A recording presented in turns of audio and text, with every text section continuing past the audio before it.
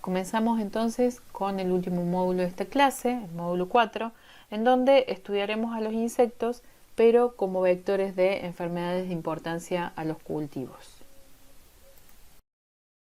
Revisaremos algunas cuestiones vinculadas a la importancia de los insectos como vectores. Luego intentaremos comprender cómo es que estos insectos pueden transmitir patógenos y finalmente revisaremos algunas estrategias para el manejo adecuado de este tipo de insectos.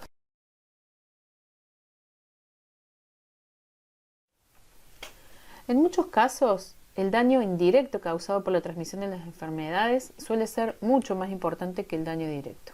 Tal es el caso del mal de río cuarto virus, que es un patógeno transmitido por una chicharrita, un delfácido del Phacodes kelly, que ni siquiera prefiere el maíz como hospedante y sin embargo, cuando se dan ciertas condiciones, es capaz de transmitir la enfermedad y causar severas pérdidas económicas en maíz. También son importantes en cultivos de multiplicación agámica, como la papa, en donde los pulgones pueden llegar a hacer daños económicos de importancia por la transmisión de enfermedades a este cultivo. Si bien hay diferentes organismos, animales que pueden actuar como vectores, por ejemplo ácaros y nemátodos,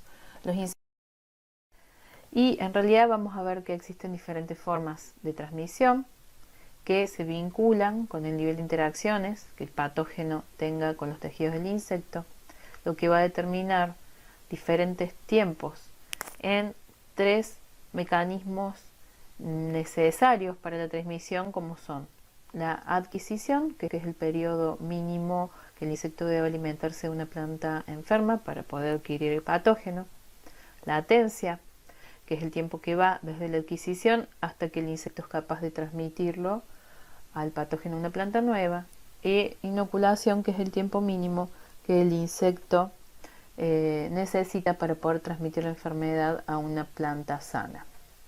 Según estas características vamos a clasificar los tipos de transmisión en no persistente, semipersistente y persistente.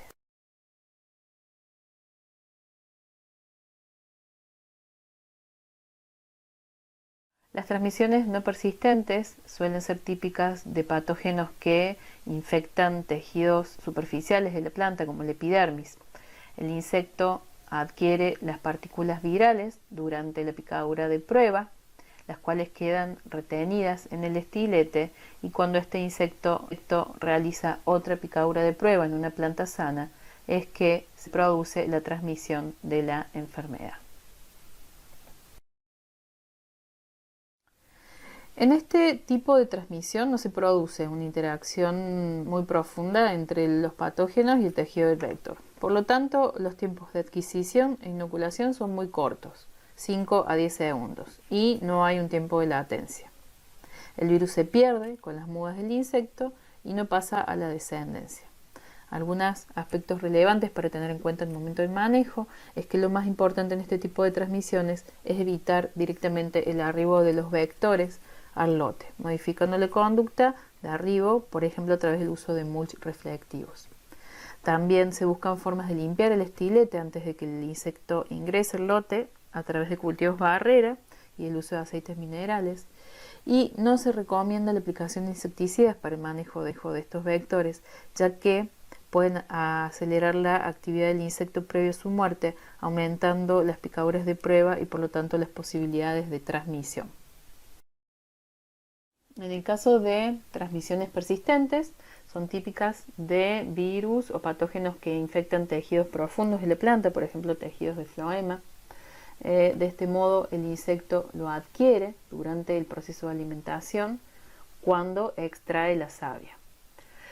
Una vez que lo adquiere, las partículas virales viajan a través del organismo del insecto, llegando finalmente a la glándula salival. Por lo tanto, en los siguientes actos de alimentación del insecto, en el momento en que se produce la inyección de saliva, es cuando comienza la transmisión de la enfermedad a un. En este tipo de transmisión, los tiempos de adquisición suelen ser más prolongados por esta cuestión que se alimenta tejidos más profundos de la planta, entre 15 minutos y 1 hora.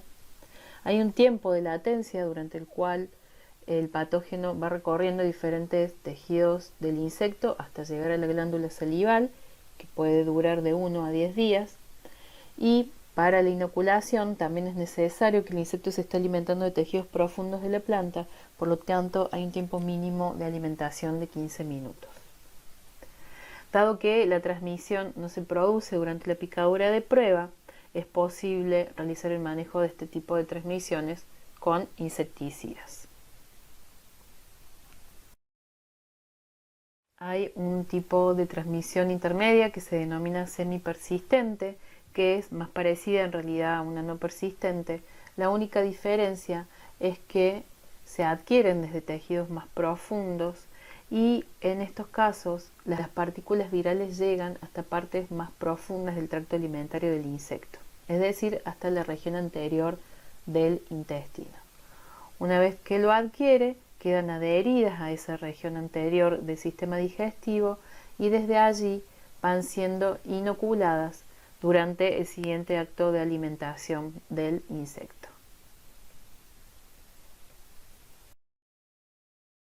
En este caso, al igual que en el caso de la transmisión no persistente, no existe un tiempo de latencia, pero sí los tiempos de adquisición e inoculación se parecen más al de la transmisión persistente, dado que el insecto debe alimentarse del floema para poder adquirirlo y transmitirlo.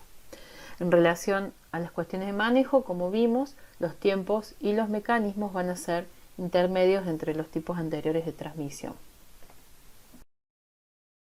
En el caso de muestreo de vectores, como vimos, los más importantes van a ser de los subórdenes auquenorrinca y esternorrinca. Por lo tanto, pueden ser muestreados con trampas de colores. Hay un tipo de trampa que se denomina moerique, que es un receptáculo con agua y la superficie pintada de amarillo para que sea atractivo para los insectos, o también pueden utilizarse trampas pegajosas. En ambos casos, la idea es detectar a los insectos en el momento en que ingresan al lote. Una de las prácticas más eficientes para el manejo de las transmisiones es el desarrollo y uso de variedades resistentes a la enfermedad o al vector. También se recomienda modificar el comportamiento de arribo de los vectores, por ejemplo, a través de mulch reflectivos. Se pueden utilizar cultivos barrera, por ejemplo, en papa se siembran borduras de maíz, que es un cultivo que no es susceptible a las virosis que afectan a la papa, por lo tanto, si los insectos realizan picaduras de prueba en ese cultivo, van a estar limpiando sus estiletes y evitando de ese modo que ingrese la enfermedad al lote. También se puede usar la aspersión de aceites minerales livianos como una forma de detener las transmisiones no persistentes. Se sugiere el uso de insecticidas, como vimos, solamente para el caso de enfermedades persistentes. Otra de las formas es que los campos de multiplicación de material genético estén en zonas aisladas, en zonas en donde no se desarrolla el vector. También se puede modificar la fecha de siembra, como es el caso de mal de Río Cuarto, en donde atrasando la fecha de siembra se desfasa el momento de mayor actividad del vector con el de mayor susceptibilidad del cultivo. También se sugiere el uso de material genético libre de virus. En todos los casos es importante conocer el tipo de transmisión que puede ser relevante para el cultivo, de modo a establecer la estrategia de manejo más adecuada para cada caso. Terminamos así esta clase. Nos vemos entonces la semana próxima.